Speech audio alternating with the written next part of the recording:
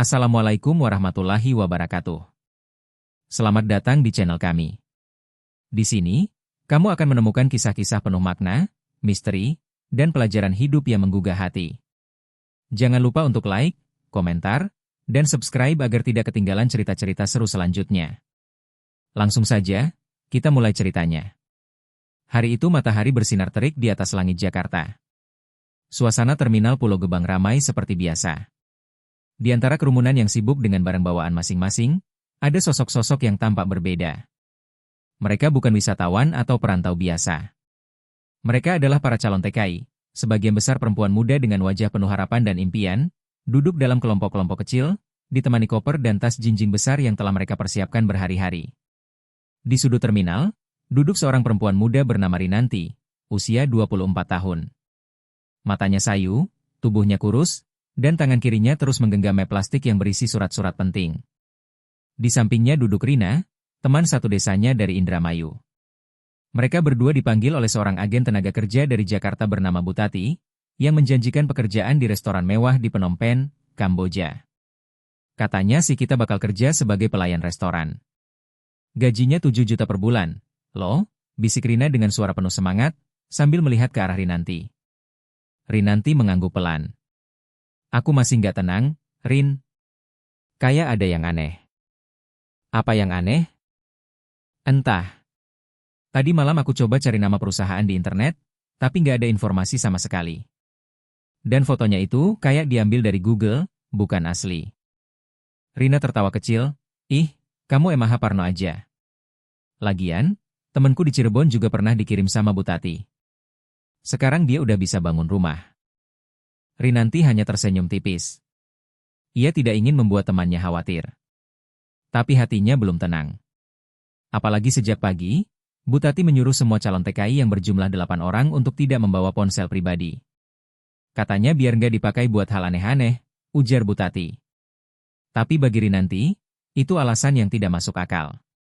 Sementara itu, di sebuah ruangan kecil di salah satu rumah kontrakan di daerah Cilincing, seorang pria bernama Dedi, anggota unit investigasi khusus dari TNI, sedang memeriksa sejumlah laporan. Ia telah menyelidiki sejumlah jaringan sindikat perdagangan manusia yang berkedok agen tenaga kerja. Beberapa minggu terakhir, namanya, Butati, muncul dalam percakapan para informan di bawah tanah. Ini sudah yang ketiga kalinya nama dia muncul, ujar Dedi kepada rekannya, Letda Ardi, seorang perwira muda yang berani dan tajam analisisnya. Ardi menatap layar laptop di depannya, menunjukkan manifest calon TKI yang akan berangkat sore ini. Lihat, 8 nama. Semuanya perempuan. Usia antara 19 sampai 30 tahun. Asal dari kampung-kampung kecil di Jawa Barat dan Jawa Tengah. Dan ini yang aneh, tidak ada data lengkap perusahaan yang akan menampung mereka di Kamboja. Dedi menegakkan duduknya. Kita harus bergerak sekarang. Kalau benar mereka dikirim untuk dijual atau dijadikan budak kerja, ini bisa jadi pengiriman massal. Kita gak bisa biarkan satupun dari mereka terlepas. Ardi mengangguk, tapi kita gak bisa datang langsung ke Butati tanpa bukti. Kita harus main halus. Masuk lewat jalur yang bisa dipercaya. Dan saat itulah sebuah pesan masuk ke ponsel Dedi. Dari informan rahasia bernama Kodir. Mereka akan dikumpulkan malam ini di sebuah rumah besar di Bekasi. Rumah itu punya jaringannya. Dari sana mereka akan dibawa ke Bandara Halim naik mobil pribadi. Mereka gak lewat bandara umum. Ardi membaca pesan itu, lalu langsung berdiri. Kita harus ke sana. Kita selamatkan mereka sebelum mereka diberangkatkan. Tapi jangan gegabah. Kita belum tahu seberapa dalam jaringan ini. Sementara di rumah besar yang dimaksud Kodir, Butati sedang berbicara dengan seseorang melalui telepon. Wajahnya tampak tegang meski suara di seberangnya terdengar tenang. Semua sudah siap. 8 orang. Mereka sudah kami beri obat penenang ringan di makanan mereka, supaya mudah dikendalikan. Besok pagi mereka sudah tiba di Phnom Penh. Suara di ujung sana menjawab, bagus. Pastikan tidak ada satupun yang membawa HP. Kalau perlu, buang saja identitas mereka begitu sampai di sana. Kami tidak butuh identitas, hanya tubuh mereka. Butati tersenyum kecut. Baik, Tuan George. George. Nama itu tidak asing bagi sebagian penyidik internasional. seorang warga asing yang diyakini menjadi otak perdagangan manusia lintas negara di kawasan Asia Tenggara. Namun sejauh ini, keberadaannya selalu terlindungi. Ia tidak pernah muncul langsung, hanya bekerja melalui perantara. Sore itu, Rinanti dan 7 perempuan lain dibawa masuk ke dalam rumah besar. Mereka diberi makanan dan minuman. Semuanya tampak biasa, kecuali rasa kantuk yang datang secara tiba-tiba beberapa menit setelah makan. "Kok ngantuk banget ya?" ujar Rina sambil memegang kepalanya.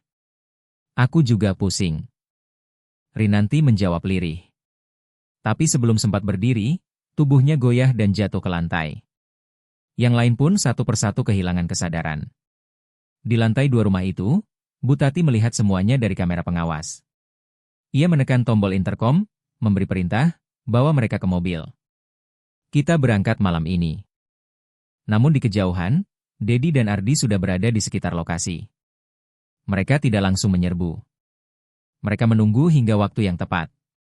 Ardi memegang binokular dan mengamati halaman depan. Mobil van warna hitam. Tidak ada plat nomor resmi. Ini pasti mereka. Dedi mengangguk, sambil berbicara pelan melalui alat komunikasi. "Tim, siaga di titik 2 dan 3. Tunggu perintah masuk. Target sedang mempersiapkan keberangkatan." Malam pun tiba. Gelap menyelimuti rumah besar itu. Mobil van besar sudah menyala. 2 pria berbadan besar keluar dari rumah, lalu menggendong tubuh-tubuh para perempuan yang sudah tidak sadar ke dalam mobil. Satu persatu, dimasukkan tanpa suara, seperti memasukkan barang ke dalam kontainer. Tepat saat pintu belakang mobil hampir tertutup, Dedi memberi aba-aba, "Sekarang." Tiba-tiba suara tembakan peringatan memecah malam. Sorotan lampu senter menyilaukan mata. Pasukan khusus berseragam lengkap menyerbu dari segala arah. Teriakan peringatan menggema. "Jangan bergerak. Angkat tangan kalian." Para penjaga rumah panik. Satu dari mereka mencoba kabur lewat pagar belakang, tapi langsung ditangkap oleh tim yang sudah siaga. Bu Tati sendiri tertangkap di ruang kerjanya, mulutnya mengucap makian, wajahnya pucat pasi. Namun, di tengah kekacauan itu, Ardi berlari ke dalam mobil van dan membuka pintu belakang. Di sana, 8 perempuan muda terbaring tak berdaya, mulut sebagian berbusa ringan. "Obat penenang. Cepat bawa ambulans," teriak Ardi. Petugas medis segera masuk. Rinanti masih sempat membuka mata sedikit sebelum kembali tak sadarkan diri. Di bibirnya yang bergetar lemah, terdengar gumaman lirih. "Tolong." Dedi berdiri di luar rumah, memandang langit malam. Ia tahu, ini baru awal. Di balik nama Bu Tati, ada nama George yang masih bersembunyi entah di mana. Tapi malam ini, setidaknya, 8 nyawa telah diselamatkan. Sejak penangkapan Bu Tati malam itu, berita tentang penyelamatan 8 calon TKI menyebar cepat. Namun, meski operasi penyelamatan itu berhasil, Dedi dan Ardi tidak bisa bernafas lega. Mereka tahu, apa yang tertangkap hanya ujung kecil dari jaringan besar yang bekerja dalam bayang-bayang. Di ruang interogasi Mabes TNI, Bu Tati duduk dengan tangan terborgol. Wajahnya dingin dan licik, tidak menunjukkan sedikit pun rasa bersalah. Dedi menatapnya lekat, mencoba menggali apa yang tersembunyi di balik wajah penuh kepalsuan itu. "Kami tahu kamu hanya perantara," kata Dedi, suaranya tenang namun menusuk. "Katakan siapa yang ada di atasmu. Siapa yang memerintahkan pengiriman para perempuan itu ke Kamboja?" Bu Tati tersenyum miring. "Kalian pikir kalian bisa menghentikan semuanya hanya dengan menangkap aku? George bukan orang yang bisa kalian sentuh. Dia bukan bagian dari sistem. Dia adalah sistem itu sendiri." Ardi mengetukkan jarinya ke meja. "Nama lengkap George?" "Diam." "Lokasi terakhir?" Bu Tati hanya mengangkat bahu. "Aku bahkan tidak tahu wajah aslinya. Semua lewat suara. Semua lewat perantara. Dan aku hanya pion kecil."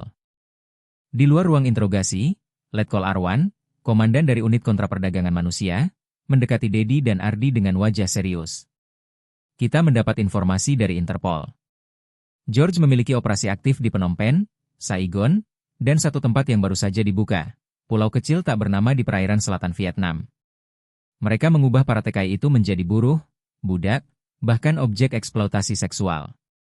Kalau benar 8 orang itu adalah gelombang ketiga, maka mungkin sudah ratusan yang berhasil diberangkatkan sebelum ini. Ardi mengepalkan tangannya. Berarti kita sudah terlambat. Ada banyak orang yang mungkin tidak bisa kita selamatkan. Namun Letkol Arwan menepuk pundaknya. Tapi kamu sudah menyelamatkan 8. Dan kita belum selesai. Kalian berdua akan dikirim ke Phnom Penh dalam misi penyamaran.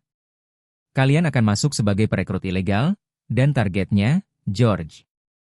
Tanpa ragu, Dedi dan Ardi menyanggupi misi tersebut. Dalam waktu kurang dari 48 jam, identitas mereka diubah, paspor palsu disiapkan, dan mereka menyamar sebagai pelaku bisnis perdagangan manusia dari Indonesia yang hendak mencari mitra di Kamboja. Sesampainya di Phnom Penh, mereka dijemput oleh pria lokal bernama Lang, kaki tangan jaringan. Ia membawa mereka ke sebuah gudang tua di tepi Sungai Mekong, tempat barang-barang dari berbagai negara ditampung sementara.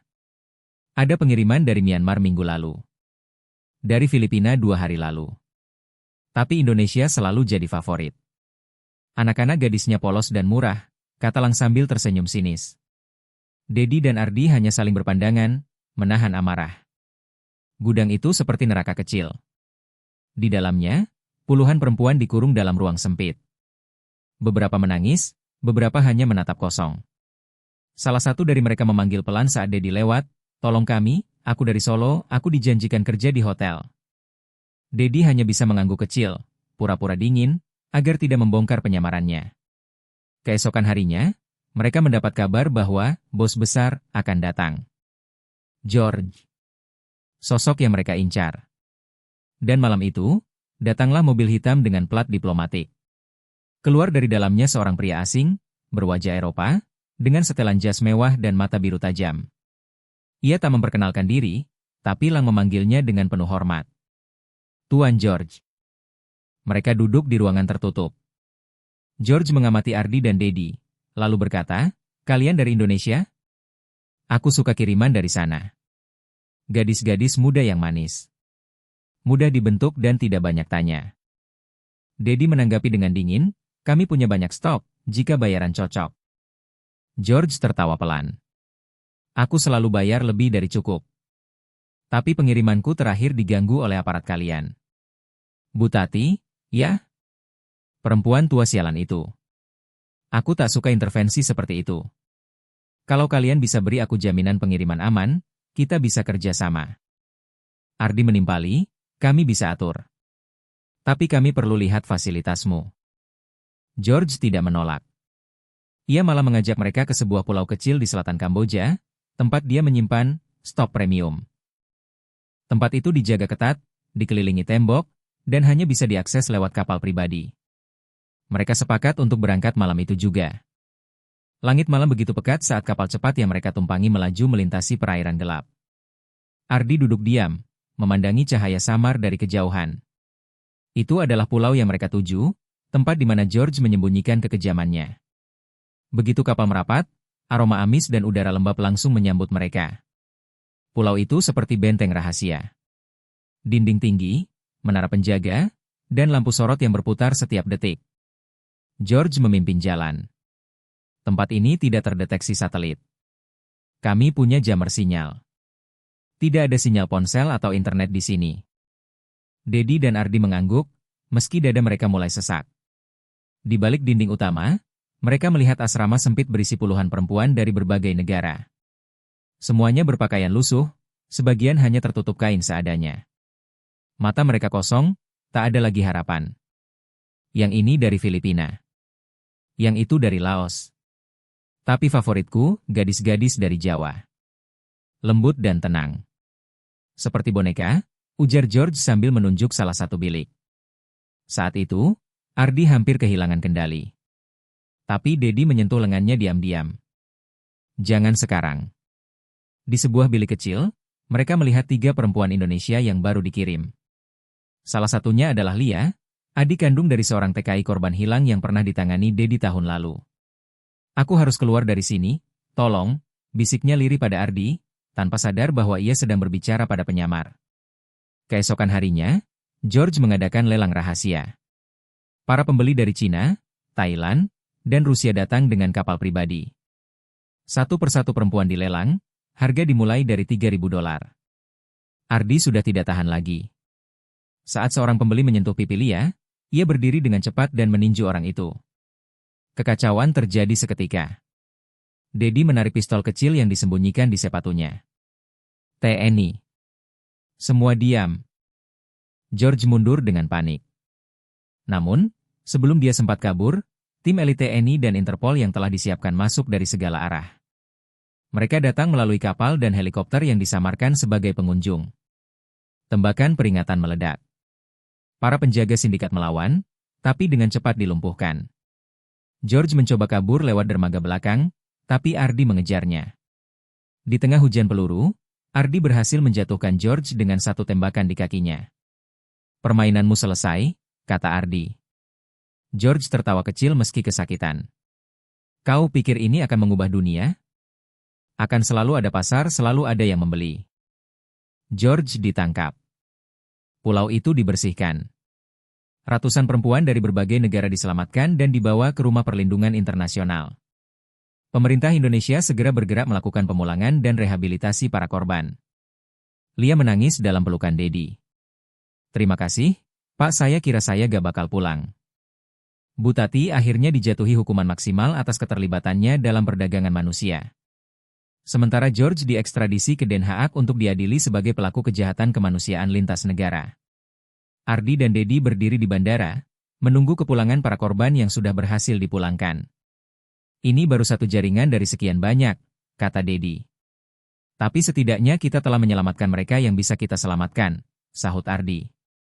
Dan hari itu menjadi awal dari perjuangan baru untuk menghentikan seluruh bentuk perdagangan manusia. Hikmah. Sebagai penutup, mari kita renungkan satu ayat dari Al-Quran. "Dan barang siapa yang memelihara kehidupan seorang manusia, maka seakan-akan dia telah memelihara kehidupan manusia semuanya." Quran Surat Al-Maidah 32.